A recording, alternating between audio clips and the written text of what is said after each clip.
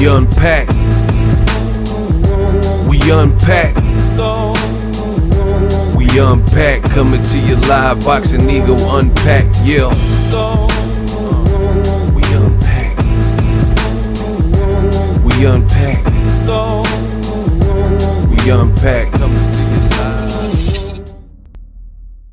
I just thought of it. Canelo Alvarez, I was born ready, is playing a very dangerous career move in a career game. He says he is going to knock out Triple G and end his career. Why is that difficult? Why is that something that could be problematic and dangerous for Canelo Alvarez? That's what I want to talk about in this video. What up, Fight World? It's your boy Ego, and I'm back with some more boxing. On the road to 300,000 subscribers. Please join, hit the subscribe button. Let's get there. Canelo Alvarez, you know, I've seen some of the, first of all, this fight has no promotion. Canelo versus Triple G3. The only promotion really just started when Fight Week, grand arrivals and whatnot, and now like some media scrums, so you'll be able to find some content. Before that, I didn't really see any advertisements, you know, before basically the last 7 days. I haven't really seen much. And that's kind of weird because when HBO was around and they had a fight like Canelo Golovkin 1 and Canelo Golovkin 2, even though Canelo Golovkin 1 was weeks after Floyd Mayweather McGregor, HBO still did a good job and made it visible and promoted. So I don't really understand the strategy with DAZN boxing, that they're paying all this money to Triple G, paying all this money to Canelo, and not promoting the fight. That leads me to believe that desperate times call for desperate measures, and maybe they're bankrolling so much money on the main event and certain fights that they don't want to spend anything extra to really get it off the ground. Like that, it's like sucked the fighter pay and purse has sucked the budget up, if you will, right? Which is foolish. It's just like, imagine a rapper with a $500K budget to make an album, and then he spends $250,000 on one beat from Dr. Dre. If you're trying to make a 10 to 20 song, 20 track album, and you spent half of your budget on one beat from Dr. Dre, that just doesn't make much sense. You know what I mean? Because you're spending such a large portion on and bankrolling and, you know, hoping that everything works with one song, you know, instead of diversifying a bit more. But the reason why I said what I said at the beginning is Canelo Alvarez, I keep seeing his Fight Week antics. He's making it sound like there's this personal beef and disdain for Golovkin. He keeps saying Golovkin is fake. He's saying Golovkin's a phony, and he wants to punish Golovkin. And when this fight was first announced, I was like, you know, this is a Canelo show, things like that. Or actually, let me rephrase that. When I knew, because they said Canelo, before he lost to Bivol, they said Canelo Alvarez was going to fight Triple G next after the Bivol fight, presuming he got past Bivol. Now, even though he didn't get past Bivol, he still decided to fight against Triple G instead of rematching the guy that just beats him, which is a bad look, and that's a whole nother story. But the reason why I think this is a bad look for Canelo is because he's doing a lot of talking.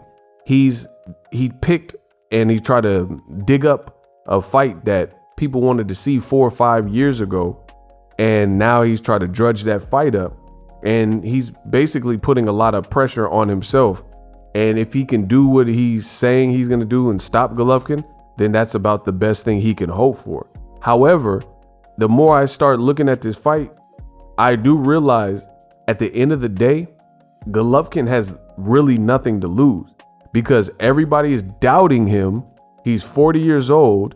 He's moving up from 160 to an unknown, uncharted territory at 168, where Canelo has more experience. And the more I started thinking about it, I'm realizing that Triple G, he really has nothing to lose. He really doesn't, because he's expected to lose. People are saying he looked older in his Ryota Murata fight, definitely in the Deryevchenko fight, saying he got hit too much in the Murata fight. He's the guy who's 40, going to be 41, and he's just been cool. He's been calm, collected, and very quiet. So the more Canelo talks to try to hype this up and say he's going to destroy Triple G, he's actually putting himself in a very precocious and dangerous position the more I started thinking about it. Because if he cannot do what he's saying he's going to do, and this fight is extremely tight and close, like the first two fights, or God forbid, if he loses, then his career is going to be in ruins. You know, we all know throughout the history of boxing, the ones that overly talk and boast and brag about what's to come, it usually doesn't play out well for them if they can't make those things actually come alive and enter fruition. So the more I think about it, Canelo's putting himself in really a do or die position because he's talking, and that's almost uncharacteristic. The other thing is if it doesn't work out for Canelo Alvarez, then that'll be, if he loses, that's obviously the worst, because that'll be 2 back-to-back losses for a person who's considered a superstar in boxing. But it appears that Canelo's arrogance or ego has not been fully checked and fully humbled from the Dimitri Bivol loss, because in my honest, sincere opinion, I believe he underestimated Dimitri Bivol, and he thought, I knocked Kovalev out with 2 punches, even though that fight looked FAF, and he thought it was going to be sweet with Dimitri Bivol, and he just, recklessly and carelessly tried to batter Bivol like as if he wasn't a top champion or a good fighter or a champion. He tried to treat it like it was Avni Yildirim, and he was made to pay because Bivol had a great strategy and just took the fight out of Canelo for real. And now Canelo could be making that same mistake if Triple G has something left and is somehow able to put it all together and put up similar fights to the first 2 fights. Even if Canelo beats Triple G, if he beats him in the fashion of the first 2 fights where people are like, I don't know, and scratching their head and confused as to who won the fight, then this is going to be a huge blow to Canelo. And I think him trying to force the beef has only made it worse, because he's saying Golovkin's phony, I'm going to knock him out. There's another interview. You guys got to just type in Canelo Golovkin beef or whatever, or go on YouTube and just find some of the latest statements from Canelo. He's also said that from round 1, he's going to try to obliterate Golovkin and things like that. So the more I started thinking about it, the more I'm realizing Canelo is uncharacteristically putting a lot of pressure on himself, because at the end of the day, Golovkin, one thing we know, is he got a chin and he has power. Like, this is not like a Caleb Plant type of fight where, no disrespect to Caleb Plant, that's my dude, but he's not necessarily known for being the biggest puncher. So Caleb Plant's bread and butter would more so be to try to outbox Canelo. This is Golovkin, who has a great jab, so he has that fundamental, and he has a chin and he has power. And it really just sounds like, at least from what Canelo is stating, and I hope he didn't train like this, and I hope he's not envisioning, I aged him out and now he's a sucker, he's a sitting duck, because I'm starting to get weary. What Canelo Alvarez is saying in these interviews makes it sound like he's doing what he did to Bivol, which is underestimating Triple G.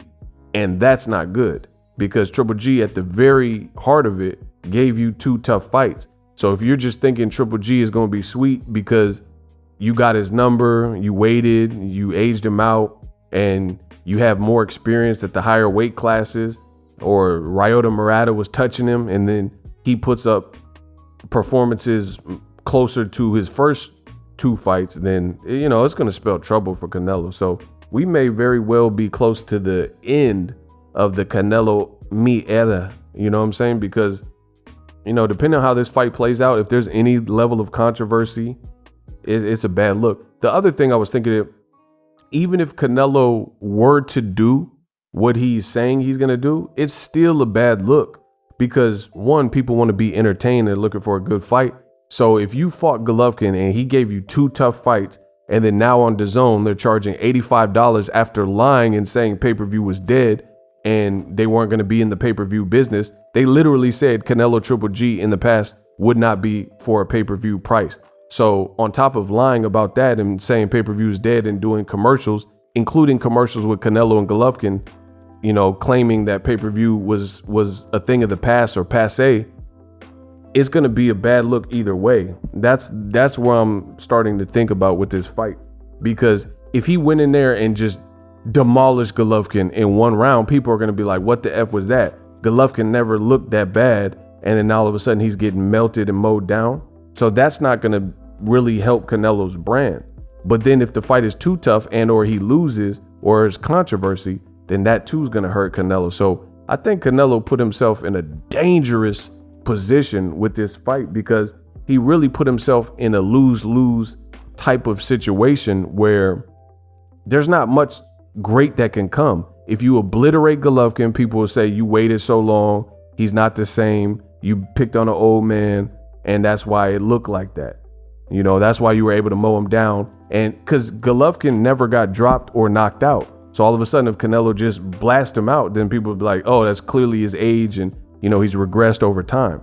But if Golovkin has a little bit something in the tank, and him and Jonathan Banks came with a good plan, and he's not really talking much, and they come and push the limits, and, you know, they got that one good fight left in them, then that's going to spell a lot of trouble, because Canelo's coming off of a loss. And that's the other thing is Canelo, where would his mind be if the fight is much tougher, like the first two fights, than you expected because you overestimated Golovkin? I'm starting to wonder about this fight. Let me know what you guys think. You know, I just started thinking, because before I was like, oh, Canelo's going to just blow him out the water. But the amount of people, the other thing that made me think this is this. Everybody is underestimating Golovkin. Everybody is expecting nothing from him. Like if you go to a comment section, you go to a boxing forum, nobody's really expecting any type of performance. People are like, oh, he's old. He doesn't look the same. Deryevchenko hurt him. Murata hit him too much. You know, he's never fought at this weight class. So the standard, the dangerous thing for Canelo is this. The standard for Golovkin and the expected level of success is very low. So the bar is set low for Golovkin. So he literally has nothing to lose, because no one's really, people are like, Canelo's gotten better over the years and Golovkin's got worse. So if Golovkin puts something together and makes this a tough fight, man, that spells trouble for Canelo's brand. We'll see how it plays out.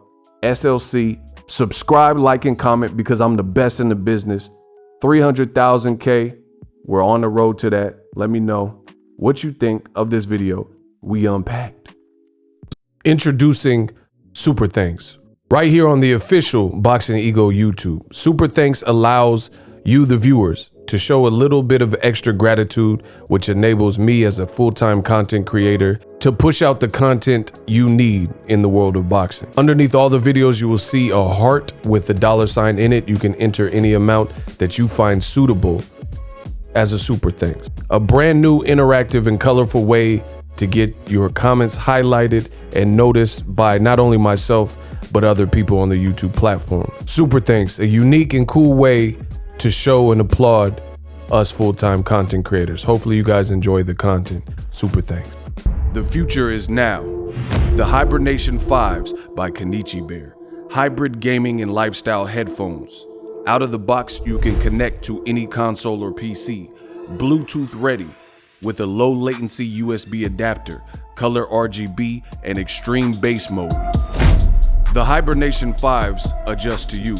Whether you need a gaming, travel, gym, or lifestyle headphones, the Hibernations got you covered. The new Hibernation 5s, link in the description. Customize the way you hear the world. Welcome to the nation. Are you tired of your YouTube videos not getting any views? Well, consider TubeBuddy. I've used TubeBuddy for years to scale up my YouTube channel. Now we're sitting over 200,000 subscribers. TubeBuddy is a browser extension that offers a ton of built-in productivity and time-saving services to take your channel to the next level. Use my link in the description to get started with TubeBuddy and level up your channel faster. We working.